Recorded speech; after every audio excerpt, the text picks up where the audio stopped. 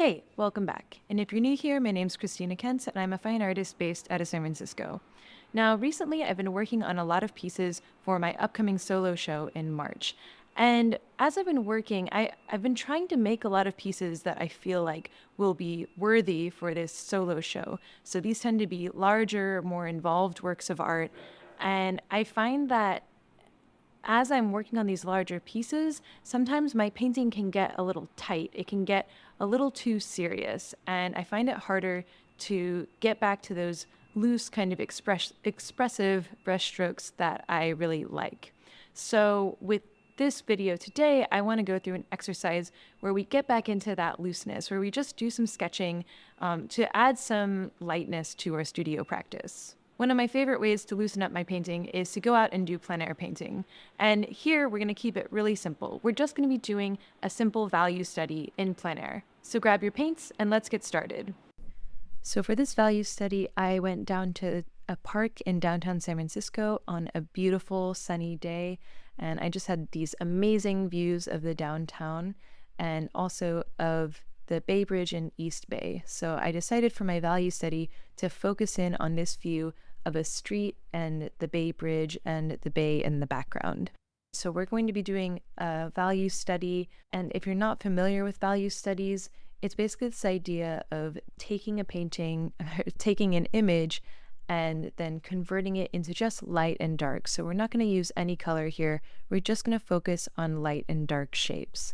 And so I'm just going to be painting with black and white paint and a mix of grays to really just try to convey where are the light and dark shapes in this composition. And I find this to be really helpful in understanding how an image is composed and kind of thinking of an image rather than of the subject that I'm painting, instead thinking, what are the shapes? What are the abstract shapes that are coming together to make this image? So the first thing I do is I squint really hard and I try to identify where are my darkest darks. So as you can see, I've put in this kind of large dark rectangle for where the street is that's in shadow, and some dark marks of the trees along the hill that create a diagonal, and also the Bay Bridge in the background. Then I go in and I start putting in my lighter colors, so midtones and even kind of my lightest lights. The midtones here, I find the foreground is really tricky. There's a lot of complex shapes. So I decided to start by filling in the background. And here, it's hard to tell from the photo reference, but when I was looking at it from life, the water was reflecting the sunlight quite strongly. So to my eyes, the water appeared even brighter than those hills in the background. So I kind of block that in with a relatively light color, and then the hills in the distance are softer by comparison. The sky was also really bright with those clouds reflecting the sunlight. And so I just kind of simplify that into a bright white mass. And then once I've put in the background, then I kind of realize I'm losing the bridge a little bit. And like once again, in the photograph, the bridge does sort of disappear into the background, but when I was looking at it in person, it really seemed to stand out more, and that contrast seemed to be stronger. So here I make it a stronger contrast. But it's interesting to look at the photograph now and see how really in the photograph, if I squint, the bridge also sort of disappears. Next, I shift my focus to the buildings in the foreground. And this is by far the hardest part of this composition because there are just so many buildings, so many little houses and rooftops and all these little shapes that we see in the urban landscape that I think can make the urban landscape really fun to paint, but also really challenging to paint as well, especially if you're trying to figure out how to simplify.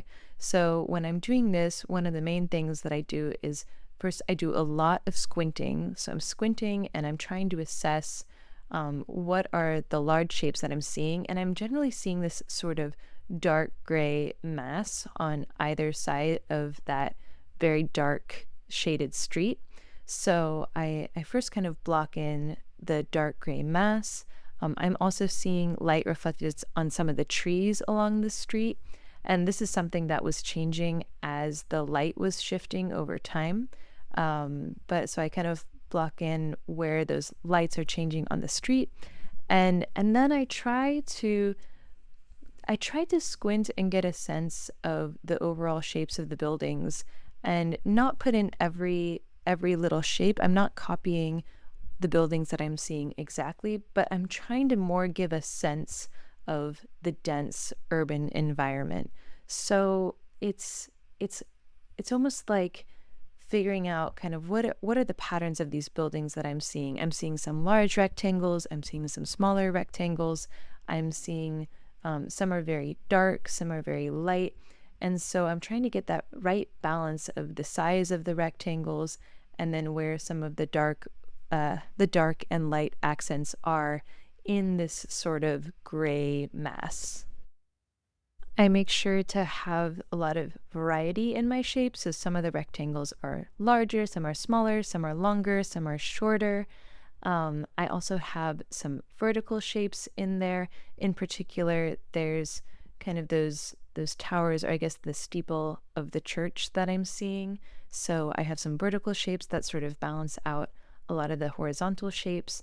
And then, yeah, I'm trying to find the right balance between those kind of medium grays and then those lighter accents, some of the white buildings or the highlights, and then some of the buildings that are in shadow. I'm trying to find the right mix of shapes of light and dark marks that, to me, give me the feeling of that dense urban environment and that sort of simulate what I'm seeing in front of me without painting every last detail. How can I create the feeling of light on the city in front of me while also maintaining a loose, fresh feeling in the painting? And for me, this process usually involves a lot of back and forth. So sometimes I put in a lighter shade and then I need to cover that up with a darker shade. Sometimes I go too dark and then I need to put in more light shades. And I'm just trying to strike that balance throughout the painting process. And doing this as a value study just makes it that much easier to me because all I have to do is focus on the light and dark. I don't have to worry about this third dimension of color. So I also think if you're approaching a new subject matter, starting with a value study can be really helpful if you're finding the subject difficult to digest. First, just focus on the lights and darks and see where that gets you. At this point in the sketch, I feel like I'm almost done, I'm almost there, so I start adding in some of my lightest lights, my brightest highlights. And as I'm doing this, I start to realize that it does feel a little too busy in the foreground. So I decide to go back with some of my grays to start to merge some of these distinct shapes to create kind of like a stronger shape where all of the buildings are so that it doesn't feel so disjoint.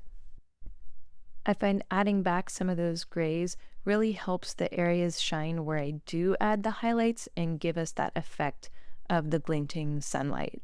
So once I've made those changes and then I just add a few more choice highlights, then I feel pretty happy with the sketch and I'm ready to call it a day. So here's how the final sketch turned out.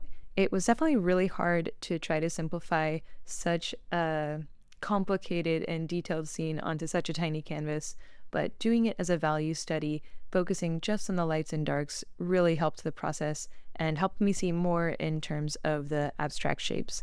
So I hope that you liked this exercise and you found it helpful, and I hope that you get a chance to go out and do one of your own value studies this week and see how it goes. Thank you so much for watching this video. I hope you found it helpful. Let me know if you have any questions in the comments below. And if you did like this video, be sure to like, comment, subscribe to my channel. All of these things really help. And as always, a huge shout out to my supporters on Patreon. Thank you guys so much for supporting this channel and making these videos happen. If you like my art, if you like my videos, and you want to help me make more, check out my Patreon at the link. Thanks again for watching, and I'll see you next time. And just as a quick note, I'm super excited to share that I recently launched a new portrait painting course on my website. In this course, we take the portrait and we break it down into simple light and shadow shapes. So if you want to see the step-by-step, real-time process for my portrait painting, be sure to check that out.